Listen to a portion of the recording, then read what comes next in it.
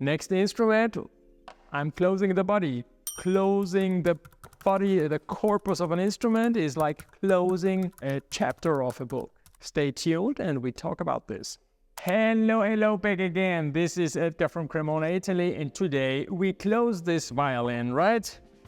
Before I glued already here my label, the label of Giuseppe Guarnieri del Gesù, 1744 of the Ole, which is this violin here. This one here is a one-piece bag. On the top, I usually also sign where the line is, where then the bridge will stand, and where the sound post will stand. This is something I do on my instruments. So sometimes customers call me and say, Master, I looked inside with a mirror, there's a crack. There is no crack. It's my pencil line, which is somehow a reference later on. That doesn't mean that the sound post has to stand exactly on that line, but at least you have a reference. Even without this line, I can put the sound post in the right position, but it helps a little bit and is another sign. And if somebody later on in a few years will open it and say, oh, this man knew exactly what he was doing. He put it the bass bar just in the right position, just opposite of the other things and stuff like this.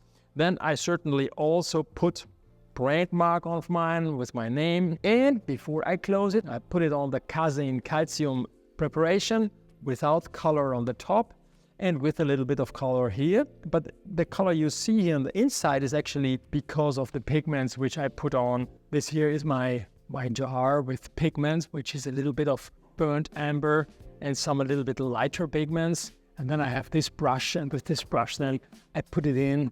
And then I put everything, yeah. Closing now this instrument is always actually a big step. I wouldn't have had actually the idea to make a video about it. But when Christian told me, but isn't it a magic moment that you close a chapter?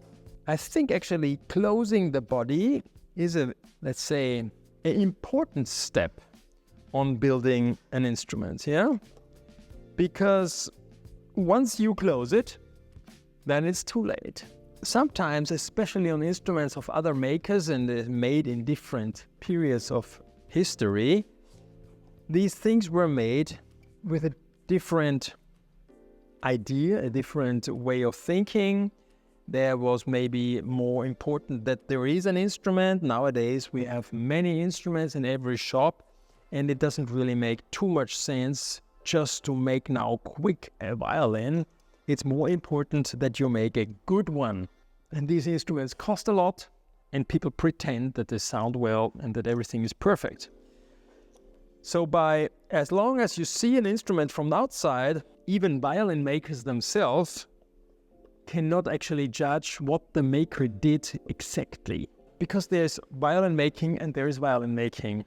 Let me explain. When I say that the way how an instrument is made is actually visible for other makers inside of the instrument, then I mean that you can see a little bit how they put it in, where they put it in the bass bar, what kind of glue they use. Here we use animal glue, or other people in the industry, they use white glue, which is not reversible, so you cannot reopen the instrument, while we use only animal glue, which is something which apparently is not a strong glue, but on the other side it is possible later on to reopen the instrument and do some, let's say, restoration.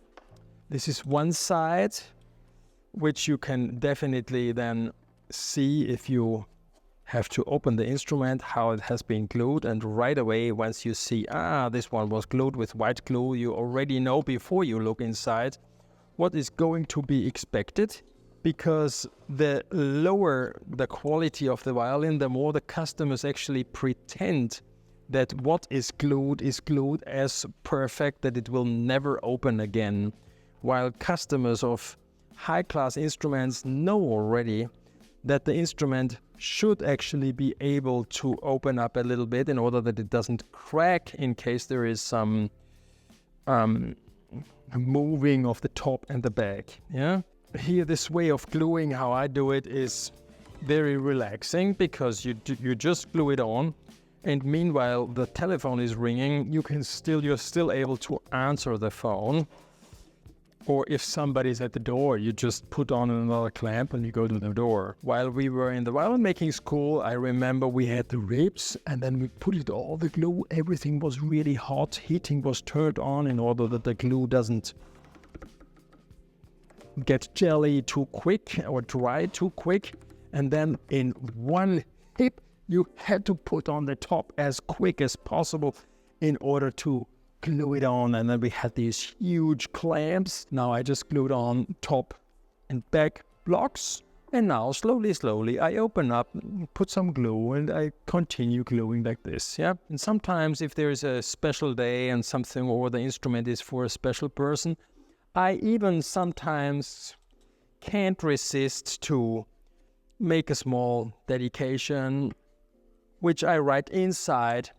I think this is another small interesting part of a handmade violin, where later on people understand, hey, this guy existed. It was an existing person.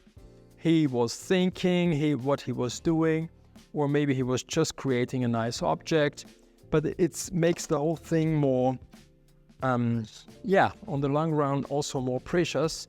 I pay a lot of attention that my bass bars are made the way how they should. And that's why I also put the brand mark, the stamp on my bass bar, that it is an original bass bar from Edgar. Yeah, because I somehow believe that the way how the bass bar is made is crucial for a perfect sounding instrument. And that's why I sign it, so then when you get the instrument and somebody will open it up later on, they know, this is original Edgar bass bar. Yeah, and that's something I think is nice. Yep. So that was it. We closed it, and in 3-4 hours we can take off the clamps and I can proceed with this instrument, but probably that's too late for today.